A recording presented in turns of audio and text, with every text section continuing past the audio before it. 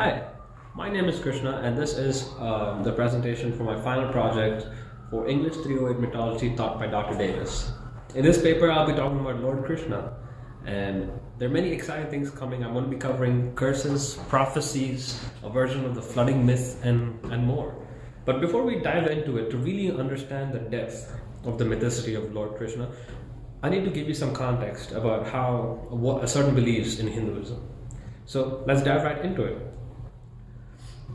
In Hinduism, we believe that there are many worlds in the cosmos that we have right now. And in the world that we live in, we as in you and I, we live in, there are many phases, and each of these phases are called yugas. We have four of these phases that keep cycling, called the Mahayuga. So in these phases, we have the Satya Yuga, the Trita Yuga, the Dwapar Yuga, and the Kali Yuga. We are right now in the Kali Yuga. And the way it works is that Satya Yuga is the first one and Kali Yuga is the last one. And each of the yugas are shorter than the preceding ones, which kind of represent the decline in the moral and physical state of the world. So Kali Yuga is almost a quarter of how long the Satya Yuga is about to be. And kind of in each yuga, there's an event in which the world falls into deep peril and requires a divine intervention. And when this divine intervention occurs, it kind of marks the end of the yuga. And this sort of divine intervention is usually done by the supreme being Vishnu, whose job is to preserve the world. So he and his forms, called avatars, they destroy those who seek destruction in this world. So they kind of work all around to preserve, and they have many avatars. And at the end of the Dwapar Yuga, he sent down his 8th avatar, and his name was Krishna. Krishna roughly translates to the dark one, and in some places the all-attractive. Right off the bat, we already observe one mythical trope present. Krishna is kind of like a hero that marks the end of an era that usually happens in other myths that we've seen in class. But we learned that this was no easy feat to achieve. Now, while specific incidents in Krishna's life made him mythic amongst his people, his life is also seen as having ethical guidelines and other life lessons. So here's how we'll go about talking about Krishna in this video. I will go about his life in chronological order. I will cite specific instances or incidents and offer my analysis and what we learned from them. So I'll talk about his birth, then my analysis of his birth, a life lesson that we learned, and I'll move on to the next incident. So let's get into the first incident, Krishna's birth. Now Krishna's birth was actually very controversial. Let me tell you the story itself. So Krishna was born to Devaki, his mother, and Vasudeva, his father, in modern-day Mathura, which is kind of in northern India. Now Devaki's brother was a tyrant named Kamsa, and he kind of ruled that area. And fortune tellers told Kamsa that a child of Devaki would be the end of him. So Kamsa was set out to kill any child of Devaki's.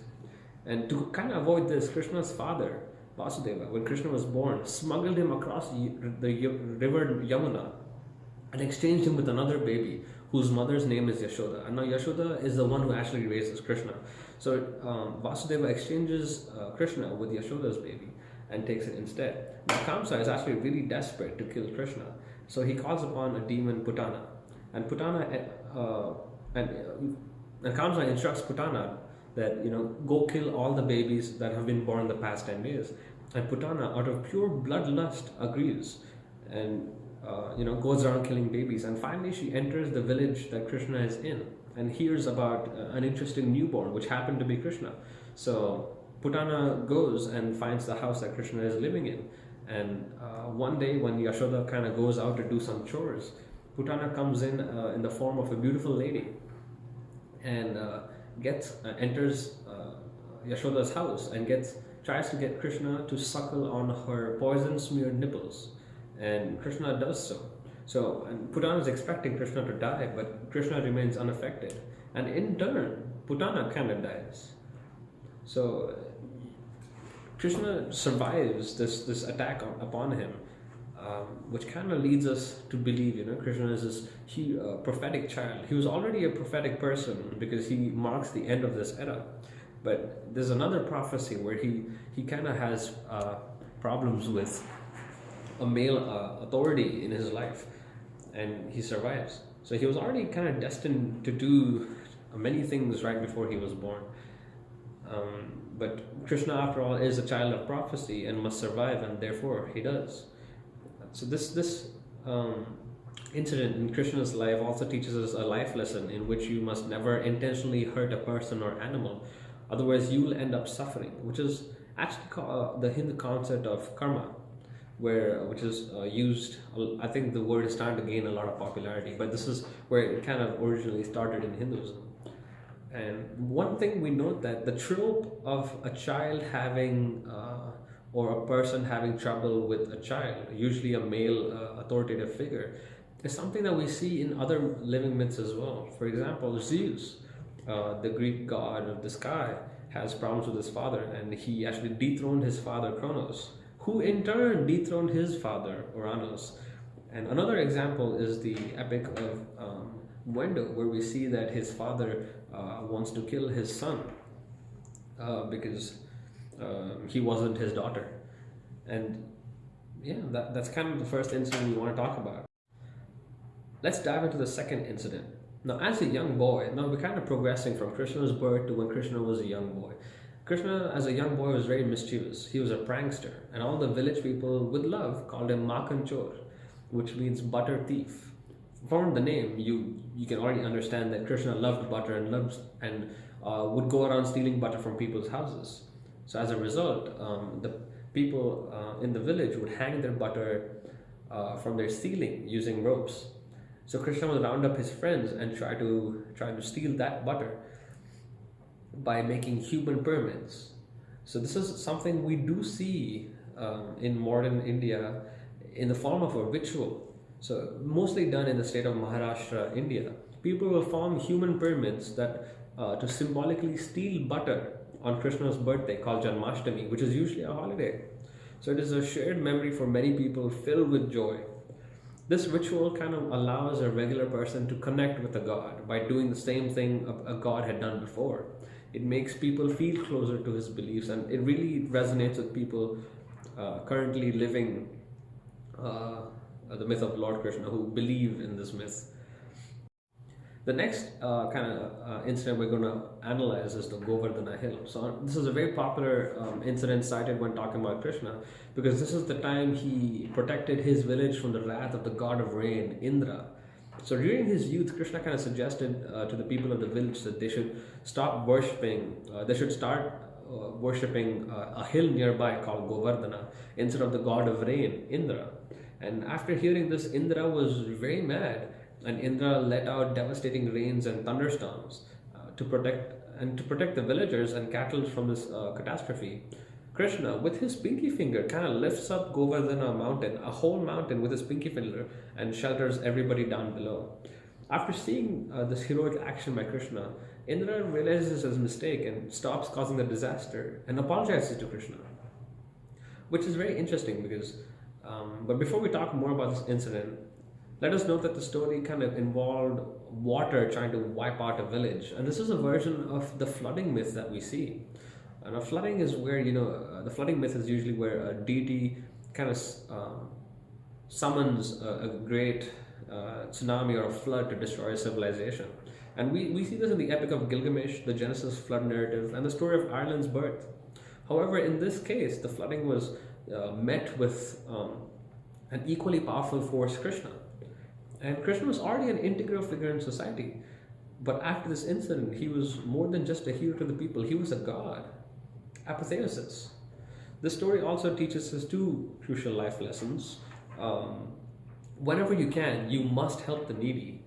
And the second is that if you're right, you must always stand your ground, because right will always win. So a lot of stories like these through Krishna's young time kind of gives courage to people. And if Krishna can stand up to a god that, the god of rain, then surely you can stand up to whatever troubles you're facing, is kind of the message that passes down with the story. Now let's kind of progress into Krishna getting a little bit older, where the concept of Leela starts to come into play. So the concept of Leela is when someone plays for fun and enjoyment and not for gain. this is actually one of my favorite things because Krishna is often described, no matter what, as playing or being playful. Even when battling different creatures, he's seen. It says that Krishna is seeing this as a game, and this has a lot of other philosophical implications. It kind of helps shape our meaning of life. Oftentimes, we ponder why we are born, or why we exist, or what must we accomplish in life, and this concept kind of comforts us because Leela implies that we may exist for no particular reason except for enjoyment or drama. And another place where we kind of see the word Leela is when we talk about Krishna's playful activities with his devotees. While dancing with his devotees, or while his devotees wish to dance with him, Krishna would often multiply his form so that he could dance with everybody. It provides like a each devotee would feel like they're dancing with Krishna, and this would provide a foundation for a staged soulful cosmic drama series called Rasa Leela, which kind of shows this Krishna playing around and sporting around. Now, this kind of brings his devotees to experience the world in its truest form of divine play. So Rasa Leelas is usually done with Krishna's I want to say teenage, kind of younger, more mischievous form because this is not something he usually does in his adulthood because he's doing other things that we'll talk about. And when he does this in this way, each person feels like Krishna is with them, and this is relevant to the modern world because since Krishna is able to multiply his form, he's able to be with anybody who desires him. And in the modern world where Krishna is not physically present, this is important because Krishna can still be with you in your heart if you so wish to, because Krishna is able to completely, just be with you. And I think that's really nice, and I think that's part of why people still resonate with Krishna. Now we're kind of entering the adulthood of Krishna, and this is where one of the prophecies comes into play. Now, by the time Krishna grows up, the prophecy that he was born into is kind of fulfilled. So Krishna overthrows and kills his uncle Kamsa, and then reinstates Kamsa's father Ugrasena as king and becomes the leading prince of the court. So, and Krishna goes on to take 8 wives, which are said to represent different parts of Krishna. And all the wives are considered avatars of Lakshmi, who is Vishnu's consort. And remember that Krishna is an avatar of Vishnu. So really, Krishna and his wives is just an avatar or a symbol of Vishnu and Lakshmi. And here's where the morals of the prophecy come into play. The concept of destiny and fate is an idea that is reinforced with this story. So if a god's fate can be written, our fate is also written. And this prophecy takes many years to come true. It takes from Krishna's birth all the way until his early adulthood, until he finally dethrones his maternal uncle and kills him, showing that no matter how long it takes, the truth and goodness in people will always win. So the fight over good over evil might take time, but will still yield fruitful results. And this is kind of where one prophecy in Krishna's life comes to a conclusion. And we'll explore his other prophecy in the next story, where this is the battle of Kurukshetra. This is kind of where Krishna's this is why Krishna was put on the planet. This is the divine intervention that Vishnu wanted to do, the battle of Kurukshetra. So while Krishna's life until now was eventful and was a clear display of strength and wisdom, Krishna's role in the battle of Kurukshetra is truly what immortalized him in everybody's hearts. Because this battle was between two families, the Kauravas and the Pandavas. And Krishna was not a direct participant of the battle, but was a charioteer for Arjuna, who was part of the Pandavas. So during the battle, Arjuna finds himself in a dilemma, a very difficult position. Arjuna could not defeat the embodiment of evil because the people on the other side, the Kauravas, were a part of his family. They were his uncles, cousins, and so on. And Arjuna did not wish to kill anybody on the battlefield and refused to fight. So Arjuna declared that I shall not fight, and then was completely silent the whole time. So Krishna then began lengthy conversations with Arjuna about his duty as a warrior and other philosophies of life that we'll kind of touch on later on. And Krishna did all this to kind of bring the battle into more perspective. And this conversation is called the Bhagavad Gita. The Bhagavad Gita is a text that's not only taught in Hinduism but also as a separate document. It's one of the it's one of the most world's leading literature on moral and ethical texts. That's also been cited as a source of inspiration by many famous personalities like theoretical physicist Albert Einstein and astronaut Sunita Williams. It kind of guides us to attain inner peace and the self-realized knowledge about ourselves and the world around us. Now, I mentioned that Krishna was a charioteer for Arjuna. So this is true in the literal and metaphorical sense.